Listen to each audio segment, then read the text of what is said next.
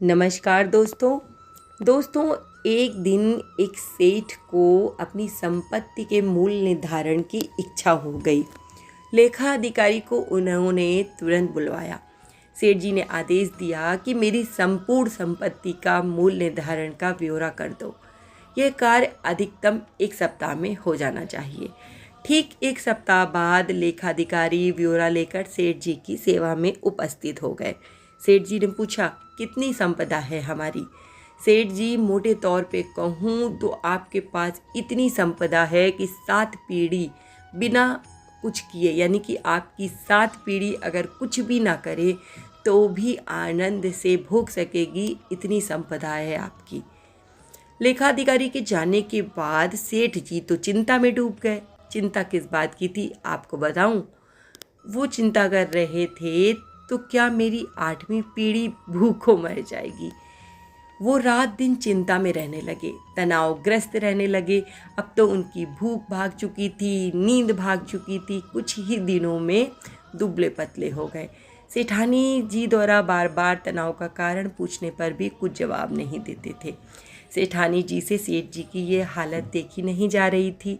मन की स्थिरता व शांति का वास्ता देकर सेठानी ने सेठ जी को साधु संत के पास सत्संग जाने के लिए प्रेरित कर दिया।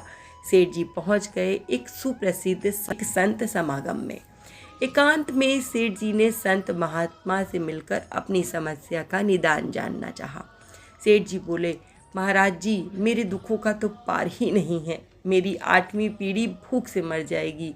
मेरे पास मात्र अपनी 7 पीढ़ी के लिए पर्याप्त संपत्ति है। कृपया कोई ऐसा उपाय बताएं कि मेरे पास और संपत्ति आए और अगली पीढ़ियां भूखी ना मरें। आप जो भी बताएंगे मैं अनुष्ठान करूंगा, व्रत करूंगा। सेठ जी ने संत महात्मा से बड़े अनुनय विनय की प्रार्थना की।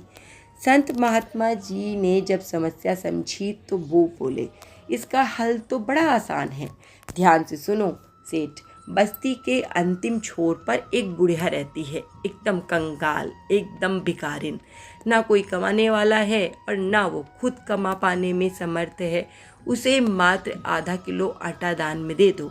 यदि वो दान स्वीकार कर लेगी तो इतना पुण्य आ जाएगा कि तुम्हारी मनोकामना पूरी हो जाएगी, तुम्हें अपना मनमांशित प्राप्त होगा।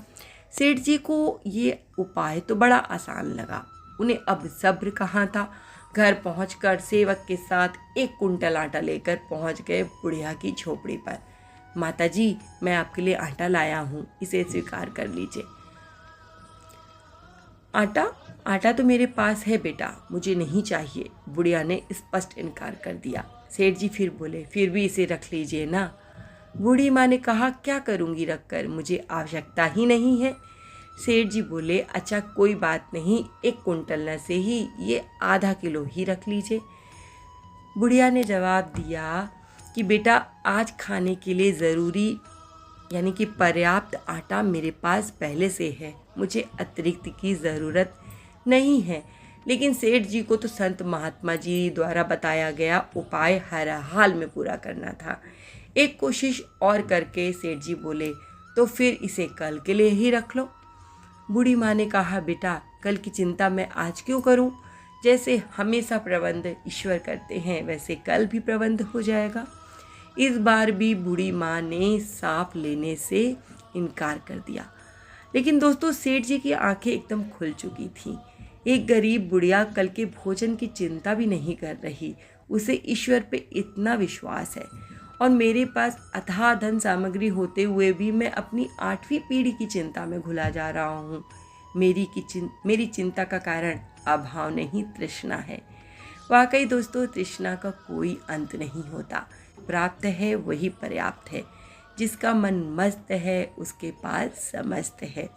और इसी आशा के साथ आज की कहानी यहीं ख़त्म करती हूँ। अगर पसंद आई हो तो आगे ज़रूर शेयर कर दीजिएगा और ऐसी ही सुंदर कहानियों का आनंद लेने के लिए मेरे साथ जुड़े रहिए। धन्यवाद दोस्तों।